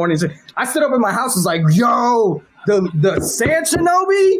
Like, because the Sand Shinobi tried to kill them. And she's like, and then fucking, I'm watching Shikamaru struggle. And Tamari was like, yeah, killed somebody, turns around and smiles at him. And she's like, that's cool, right? And he's just like, who is this fucking? And that, like, we haven't hit that in live action. I think there's a generation where we did hit that. Yeah. We, like, animation consistently gives you those moments. Yeah. That are really, like, if we think about live, you've seen it, right? Everybody's like, yo, remember when the theater was acting up when Kat lifts Mjolnir for Endgame? And you're like, cool. Yeah. We have not said that about any other fucking movie.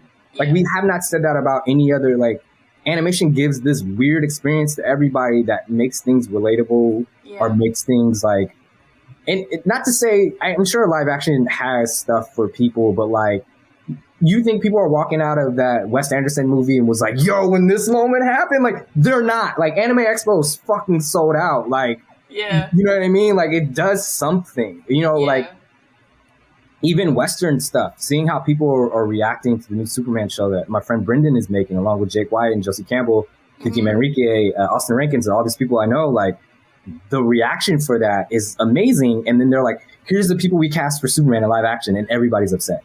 And you're just like, like, animation is this weird thing that everyone is like, can celebrate and enjoy. Yes, there's going to be some stupid arguments in it, but for the most part, it's this generally great place where everybody gets to be like, I love this thing, you love that thing too. But I think it's just kind of like this great melting pot of different disciplines that gets together, and then you get to make stuff with it. You know, it's like verbal storytelling, visual storytelling. It's like, it's a very long list of, and it's, I don't know. I mean, I think that's what's cool. It's tough. I'm sure there's like, you know, an academic reason, or somebody will give an academic reason. What you're talking about, at least for some stuff, like, for example, for animation, you can control the image, you can make it look like you want, and then you can hire the voice actor that's going to deliver the performance. For live action, people will complain like, oh, they don't have the look, or they don't have the voice, or they're not going to act it. It's like all of that is compressed into one person. Yeah. And they have to deliver on everything for a fan. Yeah. But with animation, as long as they like the style, then you get the voice actor to, you know, give their performance. And that's two separate things. So you can control it more. Yeah. But if somebody doesn't like a certain actor, it's just like, right. They're not going to deliver it the way I want it delivered. Right. No, that's real shit. Or a certain director, or something. Right. Like it's one person that can, you know, ruin that whole experience. I mean, we have that in animation, right? Where like, you're like, it's the Bean Mouth or the Cartoon Network, you know, whatever. And you're just like, all right, bro. Like, okay. but yeah, it's more prevalent in the live action stuff. But. Yeah. I feel like you'd be having thoughts on animation. So what are your hot takes? Everyone, this is something me and my friend, I won't say his name. One of my hot takes is there's a certain reverence that we have in animation that I think shouldn't exist all the time. Like, certain people look at certain things for gold standards, but we haven't changed what the gold standards are, right? It's so it hasn't evolved. It hasn't evolved. Thank you. It hasn't evolved, and because it hasn't evolved, then people look at certain things as dismissive, and it shouldn't. You know what I mean? Like, everybody's like, I've come on projects and they're like, we like anime, and then they talk about Miyazaki, and you're like, it's evolved past Miyazaki. Like, why are we looking at like? All right, here's the thing. Miyazaki is great. I'm not gonna ever say he's not great. He's fucking amazing.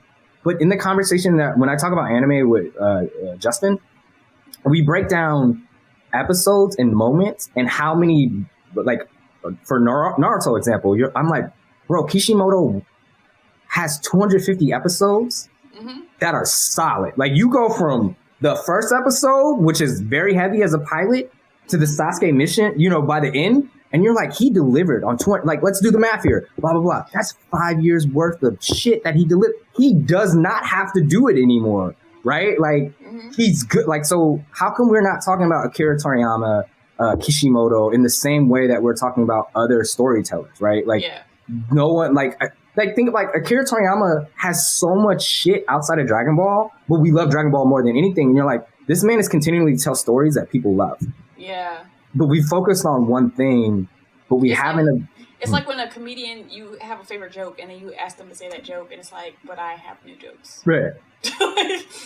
and yeah, I talk to, you know, I'm bringing up anime for example, but like even on the Western sense of stuff, it's like, you know, everybody, you know, yes, I love Avatar: The Last Airbender. I do think there's a lot of fucking great storytelling that we haven't been able to do since that, but that's actually not true because Owl House hits home for people. You know, BoJack Horseman, was it Infinity Train? You know, there's these other things, but the conversation when it comes, like, you've seen it, right? People will be like, how come we don't get this adult level storytelling? And everyone's like, we have these. What are you talking about? So it's like everyone gets, there's like a time capsule, you know, that everyone stays in, and I think like it's okay to step out that time cap. And it's kind of funny I say that because I'm like talking about a show that came out in like 2003.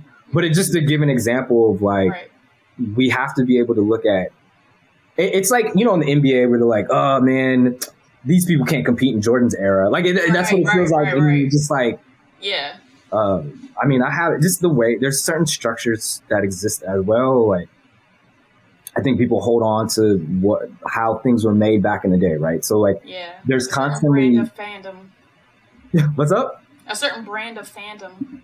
There's that, but I think what I was gonna elaborate on is there's always a discussion about how things need to be storyboarded, right? And so, people want things super rough because they go, oh, it forces the studio to give the super rough stuff to the good animator. And I'm like, well, that's fucking stupid, because why would you give someone the least amount of knowledge and tell them to build? Like, you're never going to get back something greater than what you delivered. Yeah. Like, that has to be, they always think like, oh, what I'm giving, I'm going to get something gold. And you're like, did you give them a schedule to give you something good? No, you didn't, because the U.S. animation system is not set up for these things to actually thrive overseas. And so because of that, you have to do everything you can to set the next person up for success. And when Studio Mir started posting their Star Wars boards, me and my friend are sending to each other and just like, look how clean this shit is. And look at the quality animation that got delivered. It's because they gave that person all the stuff that they needed to succeed. And so I kind of hate this discussion when it comes about storyboarding. And it's like, you see who's talking about it. And I'm like, well, have you worked in the action realm? Yeah. If you have, you would understand why things work this way. But it's also weird for people who work in comedy. You go look at comedy boards and it's damn near layout, and they have the nerve to sit here and talk about action boards being too tight. I'm like, oh, okay, for real? You don't want to like, come on, let's be real here. So like, what do you like? Where's this shit? Like, I'm never gonna speak on comedy because that's not a lane I've ever worked in. So I'm not gonna say have any comments about how they storyboard. I'm not gonna like that. So I don't know why sometimes when it comes to action storyboarding, everyone has a fucking opinion, and you're just like. So their theory is like rough storyboards to send to overseas studios. Right. That makes no sense. As a person who's worked at an overseas studio, right? Like, particularly in Korea, they're going to do exactly what you tell them to do. Exactly. That's the thing. But that type of dialogue happens both in the action storyboard community, because I've worked on action shows where they're like, keep that shit rough, and I'm like, why would I fucking do that? Like, we have no layout department. Why would I do that? That don't make no fucking sense. Yeah. So. Death of layout. Yeah. Right. So like, it's things like that. That I'm like, we haven't changed the structure of how we make things. And what we end up doing is we look at movies and we look at projects that have bigger budget and time. I've been on things and they're like, oh, like Spider-Verse. And I'm like, cool, guess what? We don't have a Spider-Verse schedule and you don't have a Spider-Verse budget. So we have to look at things that are done economically that make it work for the budget and time we have. Y'all keep shooting too high and then get disappointed. And I'm looking at you like, you did that. You know what I mean? It's the Eric Andre thing. Like, how the fuck do we keep getting back shitty animation? And I'm like, do you see what you fucking deliver? Like, what are you being? I think animation has the most unserious group of people at the top sometimes. Like, I just like, y'all ain't real. Like, y'all not being for real right now. So, sometimes it be feeling like, why y'all got all these years experience? For what? Like, where is the proof? I just sometimes I don't know how people got to where they're at. I really don't. And every project I feel like I get on, I'm like, y'all made a cartoon before. How come y'all acting like y'all never made this shit before? Are you being for real? Like, I just feel like, are you serious right now? Like, why do you guys act like y'all never done this shit before? Every fucking project, like. It always gets to a point where it's great, and then it gets to a point where everyone acts like they've never made a show before. And I'm like, how do we keep getting here? Why is this a thing? And it's just poor scheduling is what it comes down to. Because I feel like if people actually use their experience to regulate, it'll be like, nah, this is how it works. And like, people will listen. But I feel like sometimes, whether it's the people with the money who have never worked in animation, or like, people coming from live action, it's like, why don't y'all tell them that this is not how it works over here in animation? Like, what? Why? I mean, you touch on something, because here's one thing, and a writer got mad, is writers kind of run TV, right? Like, I worked on a project and the writer was giving design notes, and I'm like, why? You not an artist? Why are you giving design notes? Respectfully, shut the fuck up. Like, so I can't come to them and be like, hey, yo, so in your script. Like, I can't do that. So I don't understand why it goes this way, but it doesn't go that way. Right. And God bless, again, I love working with Justin. Justin, like, here's the script. Do you have notes? And I'll read the script, and I was like, hey, Justin, can we? He's like, yeah. And so, but like, you know, I'll work on projects and I'm like, yo, why are we doing this stuff? And like, well, the writer wrote it. And I'm like, well, can we cut all this stuff down? Because here's why. Let me explain it. And they'll be like, just do it. And then they sit and edit. Because you can use the visual for, you don't have to have all that writing. Right. Right. And then they get into animatic and they're like, oh shit, we need to cut all this shit out. And I'm like, yeah, man, I fucking told you that shit. Like, so I've gotten to the point in my career that I'm probably very annoying about like when someone asks me to do something, and like, you know, my last crew can tell you sometimes I'll be like, hell no. Like, I just straight up be like, no, I'm not. When you need that done by, that's not possible. Just because like we got to be realistic about how we approach and do things. And I do think there's a generation that was willing to die and bleed for certain things. And the results of that were great, but I'm not about to die for the level of quality of work that we're getting back. I don't want to do that. Like, but I've seen some whack shit that I've seen people put a lot of time and energy come back. And I'm like, they didn't match what we were doing. So we have to give them more time so they can be successful, you know, and that's the main thing. It takes time. Like, you can't rush a haircut, right? Like, you're going to have a bad haircut. Like, so what's the point? Like, that's the other thing that don't make no sense to me is I've worked on projects and it'll come out like a year or two later. And I was like, so just sitting around doing nothing? Like, so what the fuck what were we doing? And they do the most bare ass minimum fucking marketing for it. They're like, you know, I hit send on Twitter twice. And you're like, that's not, and then you want to draw art and then they'll call you and be like, hey man, take your art down. And I'm like, but it gets people to talk about the project that you want to watch, right? Right. And so I remember one time they called me, you know, they hit me up and they're just like, hey man, can you delete those storyboards? And I was like, what rules did I violate? Can I see the contract? Let me see the social media contract. And then I pulled the contract out and I was like, well, it says that I need permission from the director or blah, blah, blah, blah. And so this person was cool with it. But, you know, if I need both permissions, then let me reach out to this person. But I did talk to my director before I posted it and he was fine. Now, blah, blah, blah. And they're just like, well, and so I just be like, all right, man. So y'all like not making money. Cool. So like, you know, y'all like hiring people that do the bare minimum marketing and then look around and go, why isn't this shit successful? It's like, you guys don't, like, Invincible to me has like the best social marketing team. You know what I mean? And you're like, I know when a show's big, when I go to the barbershop, my barber is talking about the fucking project. And my barber is like, when does Invincible season 2 come out? And I'm like, damn, you watch Invincible? Like, so I know it's big when he sees it. So I'm just like, yo, we got to do better with how we, because what sucks is now we're in a system in which everybody works so hard on a project, it comes out, and at most you talk about it for a week. When it's really good, you talk about it for 3 weeks. And then after that, it's done. And so I love hopping on social media and see the 2 years worth of Spider-Verse work that people are putting out online. And I'm like, yeah, please don't stop. This is great art. So it's stuff like that. Yeah, it's like watching like the technical director stuff. Like, oh, y'all working on that. Okay, so how did posting your work on social media open doors for you? That's amazing. I want to say in the beginning, it was kind of frowned upon. As quiet as it was kept in a weird way. Like, I remember working at a studio and they're like, you can't post your work until 2 weeks after the project comes out. And then, you know, you can't post. Like, if I worked on, like, let's say I worked on a Batman project and I just wanted to draw Batman and post Batman stuff, like, there is something about that can get bad. Like, I've definitely posted some artwork and I've seen it on certain blogs where they're just like, this is the new look of the show. And it's like, oh, it's not. And so you have to be kind of mindful about your approach to that stuff.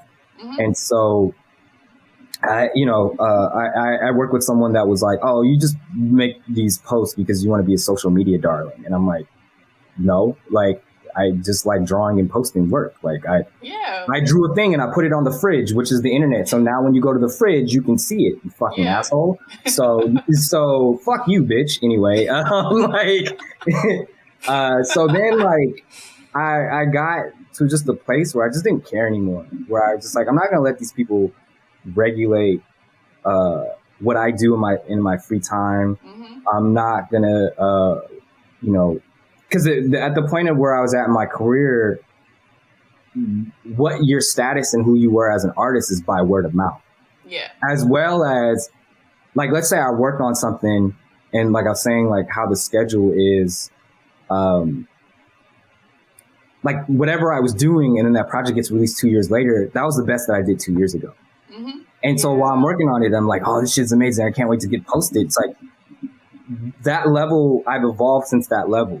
Mm-hmm. So I have to be in a place where I can show what I'm good at in the current state. Right. And so I just thought, like, you know what? I'm just going to post the things that I like posting. And I'm going to tell people who I am and what I'm about.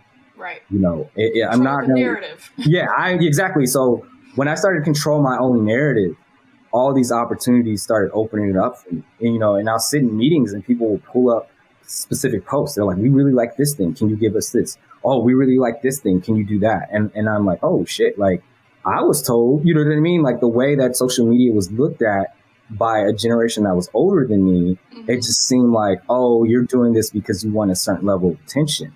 And it's just like, no, like, you know, I went to DeviantArt high school like everybody else. You right. Just draw something and you post it online. Mm-hmm. You are reading into this stuff. You know what I mean? Like we all have done that. We've all made things that we were like, hey, this is cool. Do you want to check this out? You know? And so because it could also be inspirational of like where you came from for your art journey. I know, like, I think I remember Chase Conley saying that he hates that he like deleted a lot of stuff from DeviantArt because you can't see the journey. Yeah. Like if there's an archive, I'll archive some stuff because I feel like, ooh, but it is always good to like, you know, it's always good to look at that stuff and be like, oh, this is where I was at then, you know, and that's okay. Yeah. And so I just think like, I was like, I'm going to tell the world what I'm about, what I like drawing, what I want to draw. I'm not going to wait for a Batman project to come out to be like, oh, this is what I'm capable of. Yeah. I'm not going to wait for, you know, a Scooby-Doo like kill all that noise. Like I'll just tell you, you know what I mean? Like you're going to hear from me, you know? And so like if somebody goes, oh, Matthew's this type of artist or he's this type of person, but then they go look at the stuff that I'm posting, then they'll get a better idea, as well as like, you know, when you're joking about the LinkedIn, what if somebody was saying like, oh, he's this and this, and they go to LinkedIn, he's like, he's cracking jokes left and right. You know what I mean? Like, So like, y'all not going to have this conversation about who I am while I'm not in the room, because that's mad disrespectful. So I'm going to let y'all know what I'm about, and I'm going to drag your ass and let people know what you're about, because I'm not fucking with that shit no more. So like, I'm not with that old culture, you know, low key talking shit about artists. That was kind of what my, like growing up in my younger stages in the industry is like all these people respectfully who were good, but just had like whack people skills. You know what I mean? Mm-hmm. Like, oh, do you know this person over here was doing freelance? Guess what? Maybe he's doing freelance because he needs extra money to pay for this and this. Why are you dry snitching on homie when he's taking on freelance? What does that have to do with you? Shut the fuck up. Like, that's how I feel like people was acting like that in the studio. And it's like, bro, be a grown man and have, you know, why are you in this other man's business? Like, what are you doing? What does that do for you as a person? Like, you unserious, man. Get your ass out of my face. You know what I mean? Like, that's, and people low key accept that and they shouldn't, you know, I'm not like, it's a job, bro. Like what? So your job is to do your job. Your job is not to worry about this other person. Your job is not to talk about, are you their director? And even at that director, your job is to do these things and not talk about these other things that this person is doing. So I don't know. It's, you know, you in it, you've seen it, but I do think there's a level of like weirdness that goes down that I just like, man, just handle your business, mind your own business, drink water, mind your business, draw your shit, stay in your lane, and just, your life is going to be okay. I promise you. So at a previous job, I had a coworker, we'd be like doing our work, but sometimes we'd be working on stuff on the sidey side, and I'd be like, oh, Snap, what you doing? Because he was like a VFX supervisor. I'm like, oh, Snap, you working on like CSI New Orleans and stuff like that, and I'd be like doing my little thing. And then like he ended up leaving, and then another coworker came, and I'm just like, bro, you are just loud for no reason. Like, what are you working on? Like, like mind your business. Me and my previous coworker, we had an understanding. Like we looking, but we being quiet about it. Like, what are you? And he wasn't the new dude. He wasn't doing it on purpose. It was just his personality. But it's like, bruh, stop. Yeah. Like we're in cubicles. They can hear you. Yeah. Like, Right. It's just, I don't know. I had a director I love working with him. He would come in, and he'd be like, what are you drawing? And I'll show him. He's like, no, what are you drawing? But he loved that I was drawing, but it wasn't like, it was not freelance, but it's just something that I was drawing for myself. And he loved seeing that stuff. And he's always just like, oh, I can't wait to see what you do next. And I think that I really love that aspect about him, where he was just like, I want to see what you're doing. And I enjoy watching you, devote certain time for yourself to do that stuff. And I feel like sometimes there's people that look down upon that, and they're like, oh, he's too busy drawing for this stuff over here. He's not focused on these things over here. And sometimes you need, like, if I'm drawing on the side, it's because I've hit a creative wall and I need to step away from it. Yeah. And while I'm drawing this other thing on the side, the answers are coming in. Right. And so, like, you need that space. And I think the way people interpret and project and view on people, sometimes because they can't do it. And so it's like, oh, you can't do it either because I would be confused if I did it or something like that. Like, I worked with you. Like, I worked with a director one time, and he was cool. He was mad cool, and they thought like I spend too much time cleaning a drawing. Mm-hmm. And he was in front of me, and he was like pitching this idea. He's like, "We're gonna change this thing in the script. And we're gonna do it like this and blah blah blah." And I was like, drawing it out, and then he comes around the desk, and he goes, "You drew all that while I was talking?" I was like, "Yeah." He's like, "Damn, you just really draw like that?" I was like, "Yeah, man." Like, just because you can't do it doesn't mean like, he was like, "Oh shit!" Like it blew his mind that he was verbally pitching a scene, and I drew it out, and he was just like, "Not only did you do it, but you draw this way. This is not like version 3 of your drawing. You just," and I was just like, "Yeah." And so it's just like, I don't know, man. Like, again, like, I don't know whoever's listening, that's my experience. I don't think this is a universal, I have universal experience. I've been quiet, about my experience in the studios, but it wasn't always easy. You know what I mean? Like, especially when you're young, I came in young. So people like to project all this on you, as well as like, there's for sure ageism that exists in animation. So I think that had a lot to do with it. But now I'm at a place where I just like, my work speaks for itself. So, I'm going to say these things, whether you want to hear it or not. Like, not like you, you know what I mean? Like, I feel like you probably experienced this as well, but because I feel like, being a Black woman, I experienced like racism and sexism, but in life, I'm saying. But I feel like 33% is like ageism because people think I'm like 15 years younger than I actually am. And so I'm like, bro, you are treating me like a 20-year-old, and I am not. So, like, I hate experiencing ageism that I don't deserve. No, that's You're real. Like not treating me as my actual age. Right. No, for sure. That's real. Like, that's bullshit. So there's ageism. There's slight racism. Sometimes they know it. Sometimes they don't. Like, that stuff does exist. It's at this moment. I think I did a podcast and they asked like, "Oh, have you?" And I was like, "Well, it's COVID, so it's hard to say." You know what I mean? Like, hey, I can't give you examples because I haven't been in the studio. But it's there. Small amounts of that stuff has existed. It's not, animation is not exempted from that type of stuff, as well as,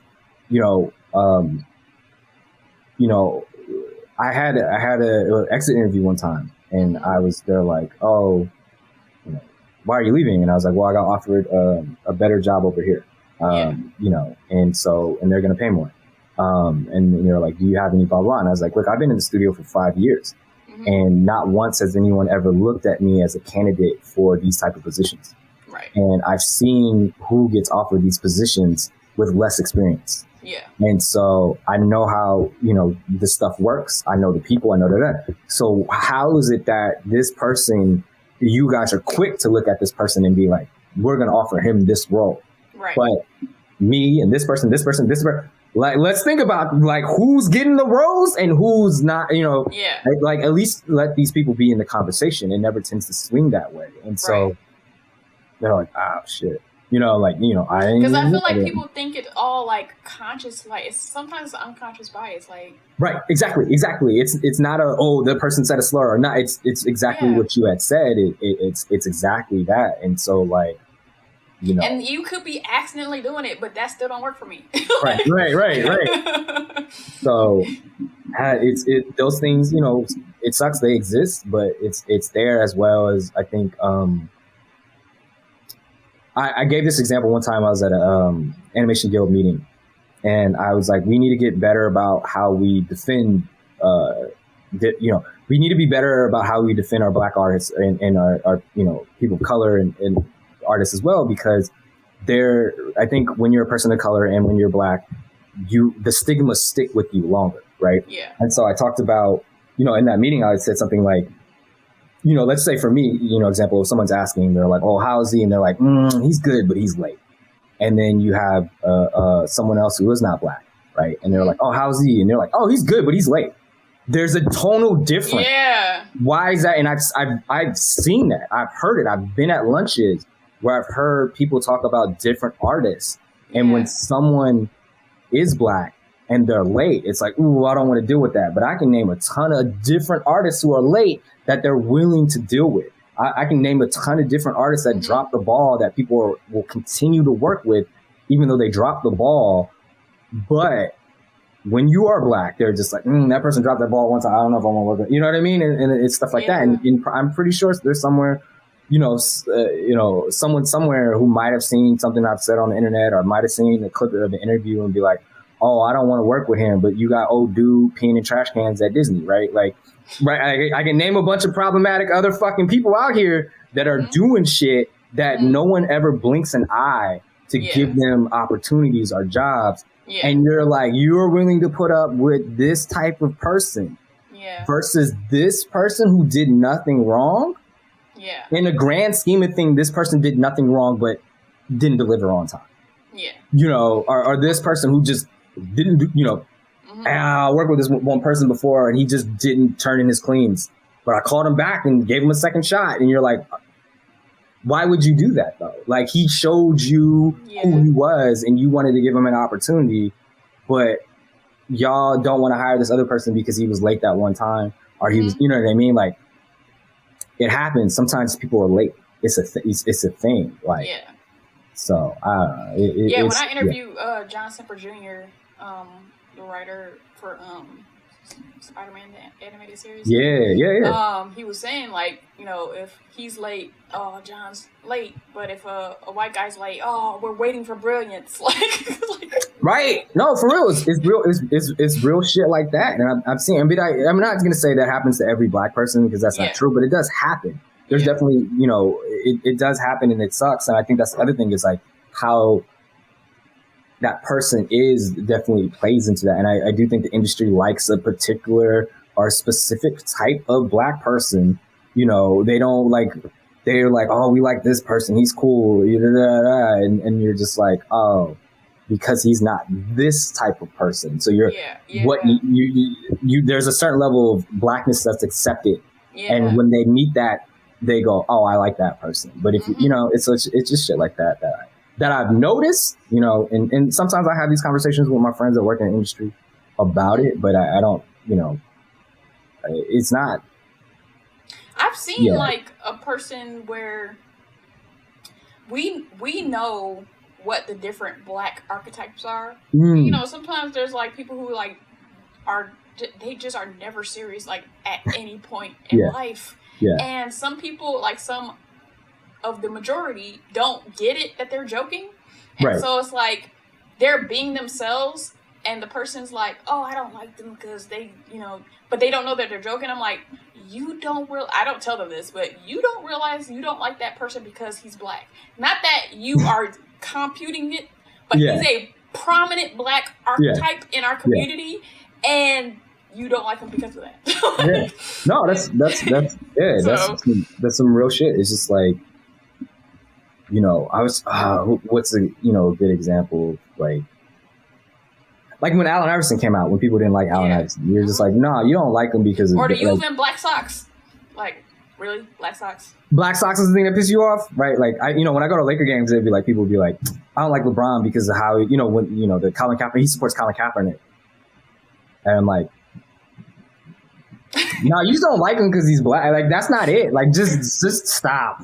Stop trying to create reasons as to why you don't like this, whatever. Yeah. No, it's just shit like that. And like in my experience, because I just had like this year I had like a kind of sudden realization, because I am a very particular person, but I was like, oh snap, is part of that because I don't want to hear somebody's mouth, because like somebody was trying to show me how to do something in a particular way, and I'm like, nope, I'm gonna do the step-by-step way, because y'all already done called me out, and I only messed up once. Yeah. So if y'all gonna be having me under a magnifying glass, like, I'm gonna just do it right. I'm not gonna do this little let's do this type of process. Nope, I'm gonna do it step by step. I'm gonna look at my paper and do it right every time, because if y'all I only did it wrong once, and I'm new, like I can't mess up. So, right, that's it. Yeah, that's the thing. You don't get that that room to make mistakes. They don't give it to you, and so I've been told straight up to my face that, like, I remember there was a certain project where they're just like, we don't know if you can cut it as a board artist, but we also don't know if this other guy, who's white by the way, we don't know if he can cut it as a board artist, but we're willing to work with him through it. And I was like, all right, bet, okay, cool. They're like, can we see samples of your work though? Because they always have potential, and we don't. Right. Yeah, that's it. Like, oh, this person, like, we cultivate this talent over here. And not even through any proof. Like, we could prove that we have potential, and we could not, and then but they have potential. Like, right, for sure. Yeah, no, it is what it is. Exactly, real shit. No, that's real shit. So whoever's listening, it happens in every field. It's not. There's a bias. There's an inherent bias, and there's an implicit bias. There's a bunch of biases that exist in every work place. So So I don't know how quick we can have this conversation, but like, have you heard about or read the article about Across the Spider-Verse, where the dude is talking about how Gwen and Peter B were like horrible allies, and Hobie and Spider-Bite came through in the clutch for Miles in their blackness. Like, Hobie and Spider-Bite didn't know Miles like that. Spoilers, sorry, hold on. Maybe spoilers, but not. Maybe spoilers. I'm sure you guys seen it. Whoever's listening, I'm sure you've seen it by now. We ain't gonna talk about it for that long, but like, pretty much, Hobie and Spider-Bite didn't know Miles from a can of paint, and came through with them in a clutch. Yeah. Gwen and Peter B, they friends, and they did the okie doke on them. So, have you read that article? I have. My good friend Ayla sent it to me, and I didn't read it. It's really long, so I've only read part of it. I'll say this about the movie and at least my interpretation of the movie and the filmmakers. I think one of the great things about Spider-Verse is there's a certain dialogue that's being had that people are putting on it, and I think the movie is very clear with their intentions about stuff. So when I think about Hobie helping, Hobie's just an anarchist, so he would have done that regardless. It didn't matter. It didn't matter to him because that's in his nature. And so the other thing I think people are missing when it comes to Spider-Bite is that they set her character up being like, hey, I'm in this place because I can't stand my parents fighting. Yeah. And so when she's in that place and she sees literally everyone trying to fight this boy, as well as having arguments, she's like, I'm going to send him home because I don't like to be in places that have arguments. So like, the context for their reasons is right there. But the movie does open itself up to have that discussion, but I think the movie is very like straightforward in what they're trying to say. Definitely is headcanon, not actual canon. Yeah. Like, I just think like, oh, that's a cool way to look at that scene, but I don't think that was the true intention with it. Just because this is who those characters are. Yeah. And that we as Black people can look at it and go, we understand this and this is their choice. But thank God nobody on that movie's come out and just been dismissive to that either. They just been like, oh, if that's where you want to roll with it, then yeah, for sure. You know what I mean? It's just like Get Out with the Fruit Loops. Like, that's not what I meant by that. Yeah, like milk in the cup. Right. I mean, that's a perfect example. But yeah, I think the movies, I think Spider-Verse is very clear with their intent is, because the other thing about it is it's a movie. Here's one thing that I was talking with my friend that is missing in the first movie. Uncle Aaron goes, "You're the best of us, Miles. You're on your way." And I remember I ran into Peter Ramsey and I was like, "Hey man, I have one question. Who wrote that line?" Because being told by your uncle that you're the best of us, stay the fuck out of this place. Like, don't go. You know what I mean? Yeah. That's what we say to each other. Yeah. There's no way in hell a Phil Lord, you know what I mean? There's no way those white guys wrote that line and he just laughed. But then when I watched the sequel and they're playing Uncle Aaron's lines, they cut that part out. And I was like, that's a powerful line. Yeah. You know what I mean? That I thought was really great to see in a movie that's big as that. You know, we've all, some of us, I don't know who's listening, but some of us have been in places where people are like, hey man, you don't need to go down this path. Yeah. This is not for you. You got good grades. You do it, but keep going that way. Yeah. You know, on the block that I was growing up, they told my older brother that. They're like, you do not want to do this stuff. Yeah. Keep doing that shit. You go, you go to blah, blah, blah. So like, and that is mad 90s, because now it'll just be everybody for themselves. Like, it's not even exceptions sometimes. So, but I mean, because even in the movies, they'll be like, no, you the smart kid. No, you playing sports. Like, stay away. But, I don't know. I feel like in America, we just got more individualistic. And so as people of color, we're kind of sometimes using the master's tools. And so it's like, dang, we used to have rules. Like, don't mess with him. Don't mess with her. Yeah. But now it'll be like, we don't care, because I guess, people don't care about themselves, so they can't care about others. Hey, there you go. I'm getting deep on this episode. but no, that's real, because I mean, Ife mentioned when I was at WB, he reached out to me, and I've known Ife since DeviantArt High School, and I was just like, oh, I want to see this boy succeed. You know what I mean? And I've been in his place of reaching out to artists and trying to figure out, like, how do I get here? So I knew where he was coming from. I knew where he was feeling, and I was like, yo, let me give you some tools to help you out. Look at where he's at now, and he had that drive in him. But I was like, I'll do what I can to help you, get there. And so it is. You're right. There's an individualism is kind of the preferred route of how to navigate the world, particularly in tech. And like, I don't know how much it is in like the 2D pre-production, but like in 3D, it's just like, I was in a room by myself doing like ZBrush, like, and it's just like, bro, we be community-based people, so help me, like, right. I mean, I've seen it. I mean, there's Discords where people helping each other that I've seen. So I was like, oh, we're getting there. You know what I mean? Like, I had nothing but help in my journey. Every time I worked on a project, I've had people either I reached out to them, or they wanted to help me. So I think it's cool. It's been cool, but like, if we can continue to get back to that, but yeah, I mean, that article was interesting. I haven't read, I got to read that one and another one, but I do think like I can see those points being made because the evidence is there, but the evidence is also there that these are who these characters are and these are the choices that they made. And, you explained it very well. So, you already mentioned that your, mom is a teacher, your grandmother was a teacher. How does it feel to be kind of following in their footsteps after being weirded out by the thought of being a teacher a few years ago? That's funny. I mean, so my grandmother, Mila Banks, she lived to be 103 in the city, Kansas City. She's from Kansas City. They celebrated her birthday, and she had tons of students come out. So she had a big impact in Kansas City. And so it's at least cool to be like, damn, my grandma was a dope fucking teacher, blah, blah, blah. And, my mom has an impact as well. So I just growing up, like I said, I have siblings, so you want to be your own person. Yeah. So part of you is just like, shit.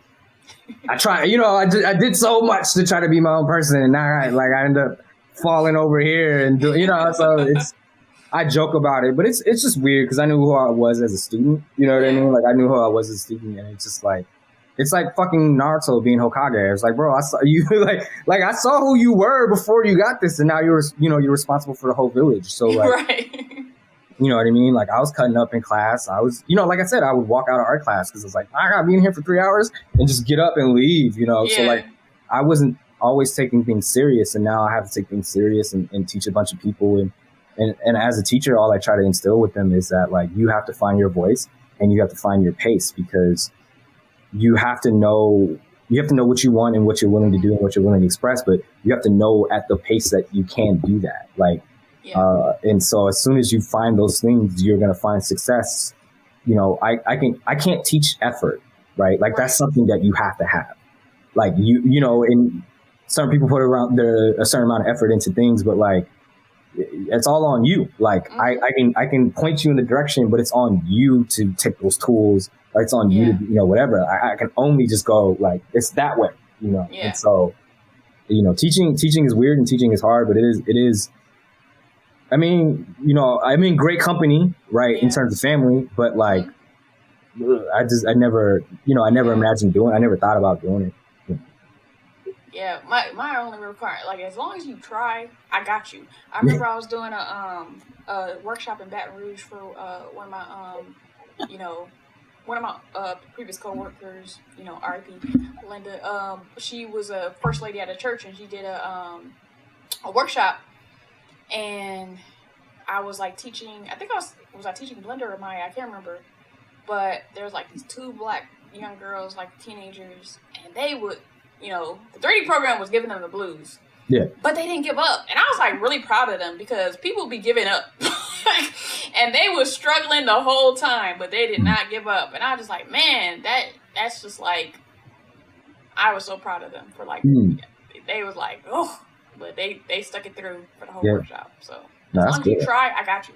Right. No, that's real. Like, as you just got to put it, you think there's nothing to it but to do it. That's what my friend Damien used to say all the time. So I was just like, yeah, you right. So, So, if you could choose an actor to play you in a biopic, who would you pick?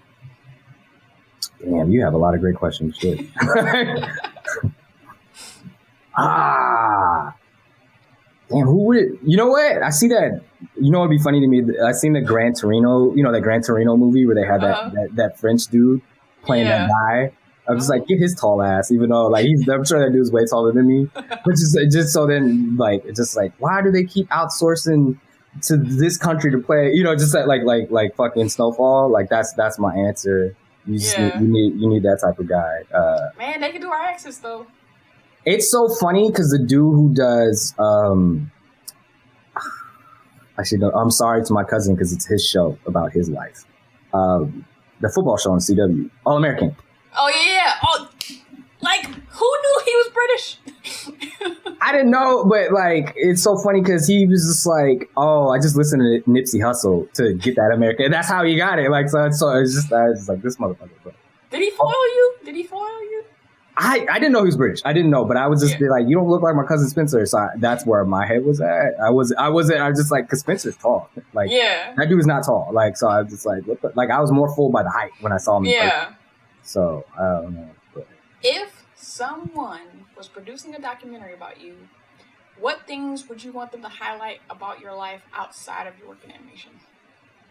Oh, that's funny because I always joke with people that I was like, you know what's like if I die and they go like Scooby-Doo animator because I it's just like that's what my life amounted to is fucking Scooby-Doo. Like, so, you know, I just.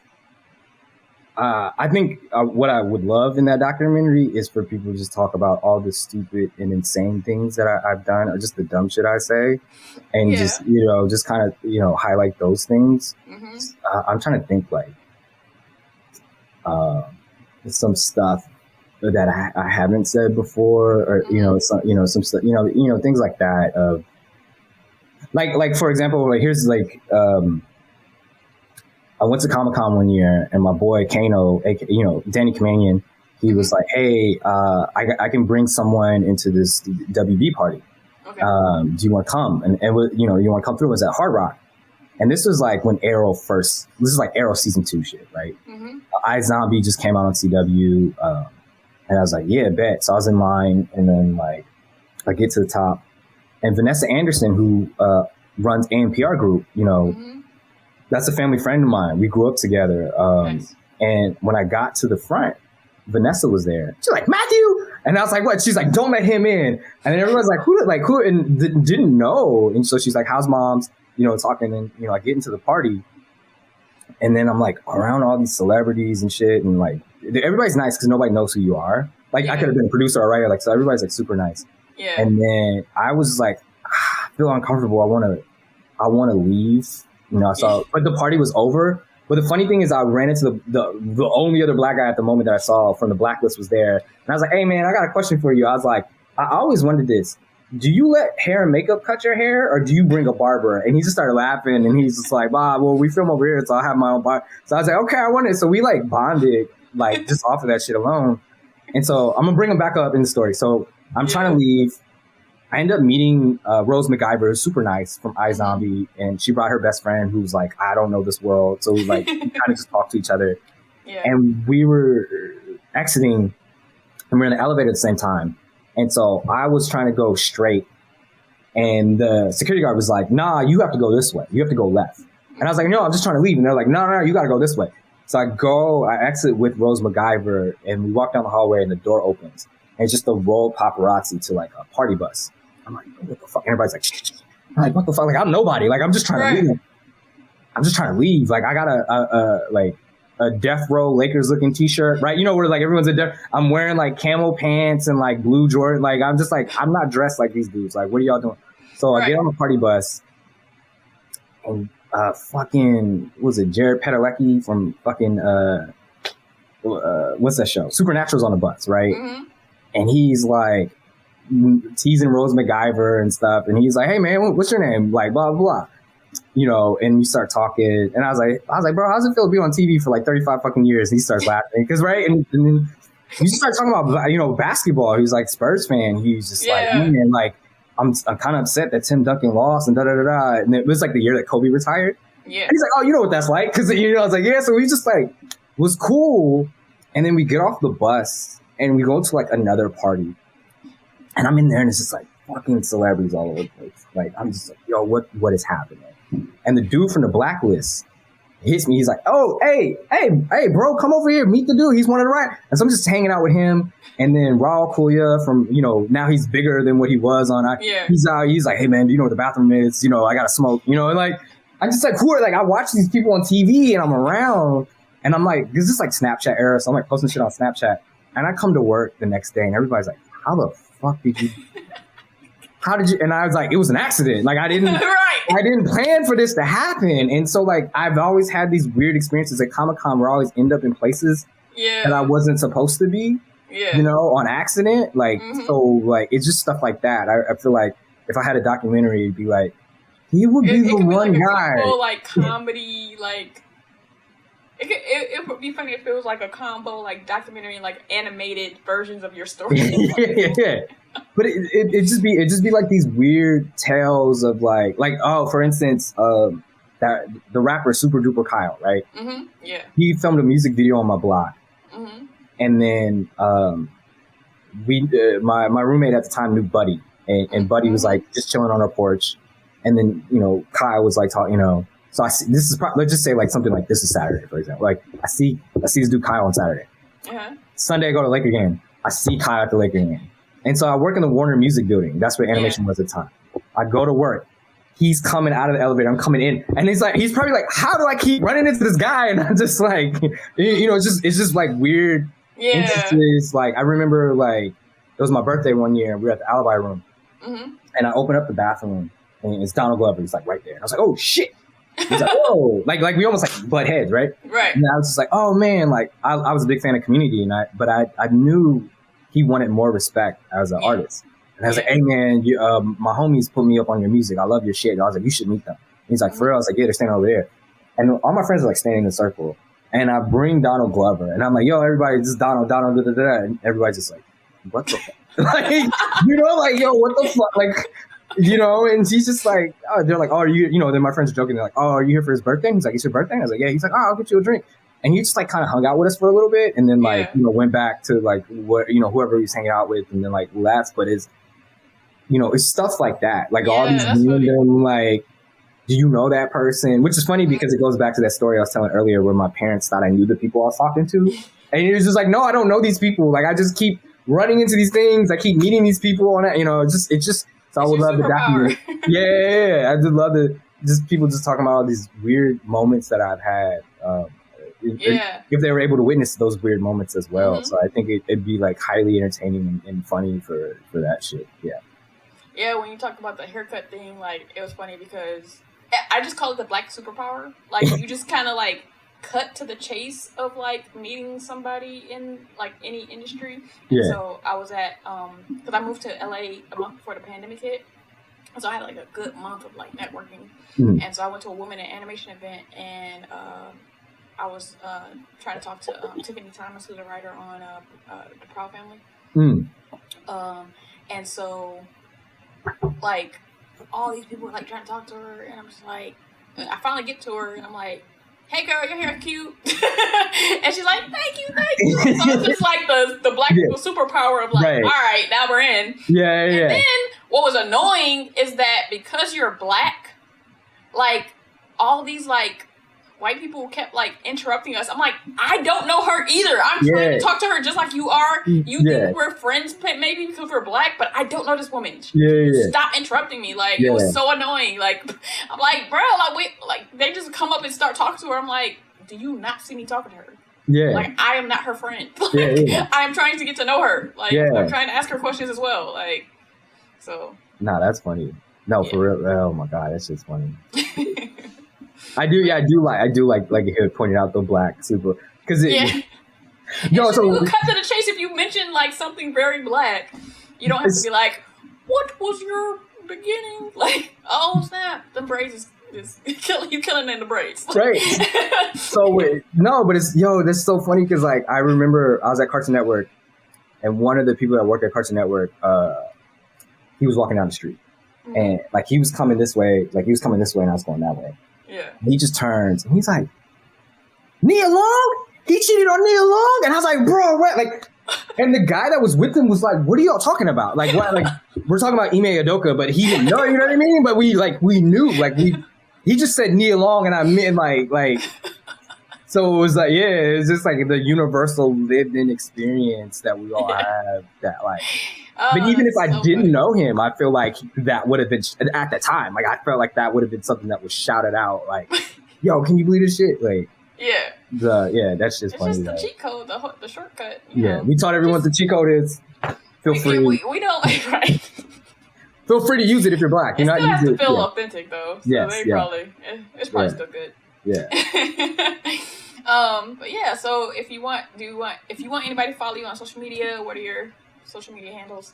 You know what's funny? Because I never thought like I'd be in the place. Like I didn't like where like I'm like, oh, I'm gonna work in animation. I'm just gonna do this job, right? Like I wasn't, so. But at the time when I made my social media handles, I wasn't gonna think I was in a place that this is something that people are gonna look at, right? So like my name and my profile picture is from a Halloween photo from 2008, right? Which is like I'm wearing my sister's hat, my sister's glasses, fake mustache that I drew, right? Her scarf, her jacket. Like I'm wearing, you know what I mean? Because I was like a hipster barista, right? Like that was my outfit. But that's my Instagram profile pic that I don't change because I just think it's funny. Yeah. And so like it's Matthias B, Matth, I think IIASB is my Instagram handle. What does your Instagram handle come from? Oh, so it's I call my brother Crystal Ball, and then my other brother Ezekiel. So it was like Matthias. So we just get that's where that came from because like I just wanted my name and it was already taken. Yeah. And so like Matthias is just the like Greek version of Matthew. Like it's all like it's like Matthias, Mateo, whatever. Like it's all the same shit. Right. So I was just like, oh, I get my so that's all that is. And I have a friend who's like, she's like, oh, you call yourself that. I'm like, no, my brother, this is what he like, not all the time, but like that's what he said. So I just changed, like even his best friend Steven, he'll say that, Yeah. But that's where it comes from. It's like me and my brother just sometimes like actually one of my good friends, he calls me Hotobed, which is Deborah backwards, and when you said it, I immediately knew. Like I was just like, oh yeah. And I call him Nelik, which is Kellen backwards. That's funny. It got so bad, like I had to change his name in my phone because I would constantly look for Nelik, and I had his name as Kellen. I'm like, maybe I just change it to Nelik because I keep looking for the backwards version. Yeah. So yeah. I know what you're talking about because it's funny. I have a friend named Kim, and I call her Kimothy. So much that her phone started calling, like when she writes, it says Kimothy, and she's like, I hate you because you did that. But it's just like, so it's just stuff like that. But I was going to say one thing about like Twitter one time was like, I just said something about like, man, like, you know, something like whoever created ice cream sandwich was like a genius, right? Like something like that. Like something like I'm like eating an ice cream sandwich. I'm like, man, whoever invented this is a genius. And then people responded with like what ice cream they thought was better than ice cream. I was like, this is not a discussion.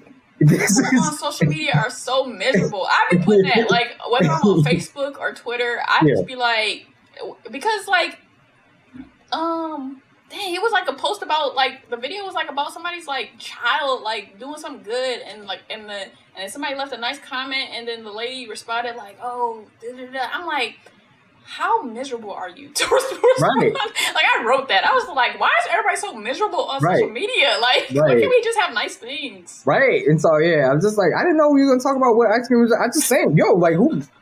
This is and no, it's like that Twitter screenshot where it's like, I like dogs. Why do you hate cats? Like, yeah. Like, what? I didn't say that. Yeah. I like waffles. So you hate pancakes? And you're like, right. So yeah, there's too much inference sometimes. Yeah. Like I'd be like, yo, I refuse to argue about something I didn't say. So I'm like, I didn't say that. So I know you want to argue, but I mean, and sometimes depending on the post, there's plenty of people to argue with who is willing. Like, they're saying the stuff that you're arguing. I didn't say that. Argue with the people who are actually saying that. But that's the other thing I've also noticed is like, if you post something, people will jump in the comments to kind of find, are you arguing that? And then they'll like the statement that's against what you're saying. And you're like, I'm like, this is just weird behavior. Like, why are y'all like, I don't like what he said, and I'm going to find someone else who didn't like what he said. And like, just like, keep it pushing. You could just keep scrolling. Like, you don't like, if I don't like something that somebody says, I just keep it pushing. I don't care. I think when the majority be like on Facebook, they be like, just reacting to stuff. Like, is that supposed to hurt my feelings? like, okay, block. Since you find it so funny, like, right. So it's just, I don't know. Twitter is a weird place. It used to be fun. It's just a weird place. To be honest, I feel like you're like letting other people tell you who the important people are, and everybody's important. Right. That's exactly, real shit. Like it is. Again, to like, you're like, well, what's your gripe? And it's not a real gripe with animation, but more of like, we have to step out of what the constant standards are, because things aren't going to evolve if we keep looking at stuff and going like, this is where the height of this is where the goal is, like all that stuff. And it's like I haven't seen Nimona yet. But I'm seeing everyone rave about Nimona, and I'm like, why?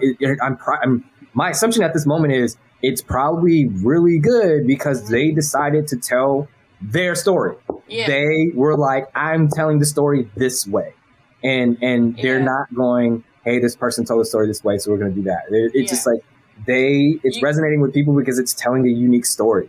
But yeah, I want to thank you for allowing me to highlight you. I really appreciate you. Yeah, no problem. I'm glad you asked. I mean, as well as like, I saw the Ife thing, and I was like, hey, look at this boy. And then he was like, oh, he shouted you out. I was like, oh shit, like. So I was like, yeah, Ife, thank you for shouting me out, man. I appreciate you. But yeah, no, I appreciate it. Yeah, like any time somebody's just like, yo, let's talk about art and animation. I'm like, yeah, let's do it. I'm down. So. And all the questions were great. Like I was like caught off guard. I was like, damn, how can I give a good answer? Like shit. Like, and you did the damn thing. Oh, thanks. If my mom is watching or something, sorry for cussing. Yeah. And to everyone out there, I want you to like So I Know It's Real. Comment and tell me how you feel. Subscribe to Citadel and sign up for post notifications to show your zeal. And I'll see you next video. Peace. Bye.